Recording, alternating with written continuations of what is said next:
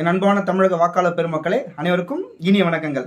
மீனவர்கள் நலனில் என்றுமே அக்கறை கொண்ட அண்ணா திராவிட முன்னேற்றக் கழக ஆட்சி, அதாவது புரட்சித் தலைவர் காலம் தொட்டு புரட்சித் தலைவி அம்மா மற்றும் புரட்சித் தலைவர் அண்ணன் எடப்பாடியார் காலம் வரை என்றுமே மீனவர்களுக்கு பாதுகாப்பான ஆட்சியாகவும் அவர்களுக்கு பல்வேறு நலத்திட்டங்களை செயல்படுத்துவதிலும் முன்னோடியாக அந்த ஆட்சி அப்படின்னா அஇஅதிமுக ஆட்சி தான். நம்முடைய ஆட்சியில் பார்த்தீங்க அப்படின்னா மீனவர்களுக்கு பார்த்தீங்கன்னா டீசல் மானியம் வழங்கப்பட்டது. மற்றொன்று பார்த்தீங்கன்னா புதிய படகு வாங்குவதற்கு சலுகை மற்றும் மானியம் வழங்கப்பட்டது.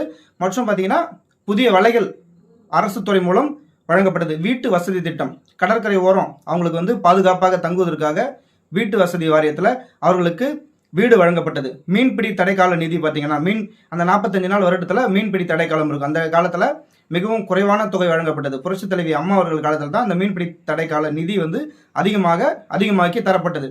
பாதுகாப்பு மற்றும் இன்சூரன்ஸ், அதை பாதுகாப்பான வாழறதுக்கு எல்லாத்தையும் ரெடி பண்ணி கொடுத்துட்டு இன்சூரன்ஸ் வசதி போன்றவை நமது அஇஅதிமுக ஆட்சியில் ஏற்படுத்தி தரப்பட்டது.